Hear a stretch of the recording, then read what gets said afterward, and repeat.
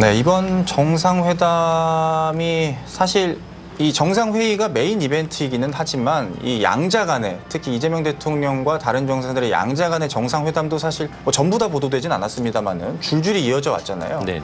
이 과정도 굉장히 이 대통령에게는 의미가 있을 것 같아요. 아무래도 지금 이제 한국을 1박 2일 짧은 일정으로 방한하고 미국으로 떠난 트럼프 대통령과의 만남이 가장 사실은 중요했을 것 그렇죠. 같습니다. 왜냐하면 관세 문제가 사실은 그전까지 이게 해결이 되냐 안 되냐 사실 되게 첨예하게 대립이 됐었고 실제로도 이제 이재명 대통령은 독일에 반하는 결정을 하지 않겠다라고 선을 그어놓은 상태에서 협상이 진행이 됐기 때문에 네. 이러다가 뭐 하는 거 아니냐 협상이 아직 더 시간이 걸리는 거 아니냐 했었는데 결국은 결론이 났죠. 지금은 크리스토퍼 럭슨 뉴질랜드 총리가 지금 입장을 해서 이재명 대통령과 간단한 인사를 나누고 악수를 하면서 기념사진 촬영을 지금 하고 있는 모습을 볼 수 있습니다. 그렇군요. 더 이어서 좀 말씀을 드리면 예. 어제도 저희가 계속 뉴스를 통해서 전달을 해드렸지만 네.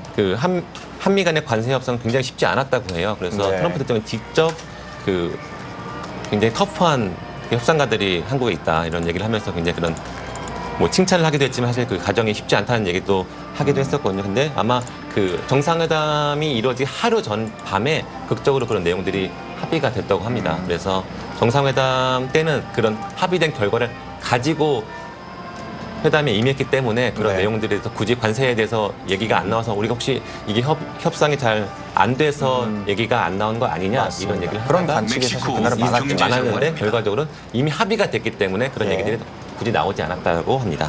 이번에는 멕시코 마르셀로 에브라르드 경제부 장관이 입장해서 이재명 대통령과 악수와 함께 간단한 인사말을 나누고 있습니다.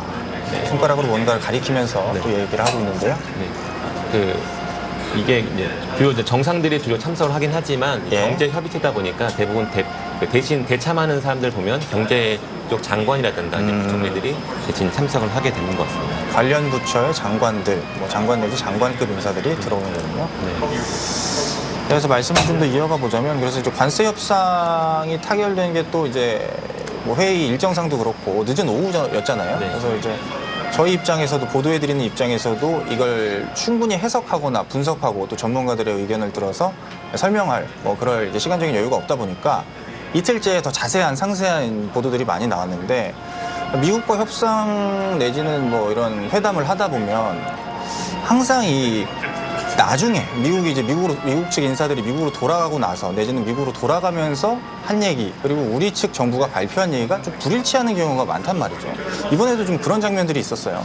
아무래도 이제 이게 결국 회담 이후에 계속 일정들이 좀 원래 발표들이 있어야 된다고 기대를 했었는데 계속 늦어졌고, 사실 그래서 한미 정상회담 이후에 이번에는 다카이치 신임 일본 총리가 회의장으로 어제 다카이치 신임 일본 총리죠. 21일 취임한 이후에 첫 방문입니다. 한국 방한을 한 건데 처음에는 사실은 이 다카이치 총리에 대해서 사실은 많은 우려를 했어요. 왜냐하면 강경 보수 성향을 가졌다. 그리고 이제 야스쿠니 신사에도 참배를 하면서 굉장히 주변 국가들이 되게 불편하게 하는 인물 아니냐 이렇게 걱정을 했었는데, 총리에 취임한 이후에는 굉장히 조심하는 모습을 보였어요. 또 한국의 화장품이나 김을 좋아한다 이런 얘기도 하면서 또 참배도 할 것으로 예상이 됐는데 사실 보류했거든요. 그래서 그런 것도 봤을 때 좀 한일 관계를 관리하라는 거 아니냐. 또 어제 정상회담장에서도 본인이 전 이시바 총리가 복원한 셔틀 외교도, 한일 간의 셔틀 외교도 계속 이어가겠다. 또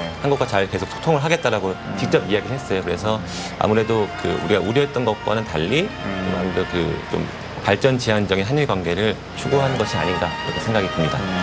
그래도 일단 뭐 한일 관계라는 게 언제든 변할 수 있는 것이고, 원래 이제 보수 성향이 워낙 강했던 인물이다 보니까 앞으로 관계가 어떻게 진전이 될지는 좀 더 지켜봐야겠죠. 예, 아무래도 여러 가지 한일 관계에서는 역사적으로 굉장히 많은 뇌관들이 존재하고 있어요. 예를 들어서 독도를 어떻게 표기할 것이냐, 아직 완전히 해결되지 않은 위안부 문제라든가 또 다양한 문제들을 같이 겪고 있기 때문에 쉽지가 않아 보이긴 합니다.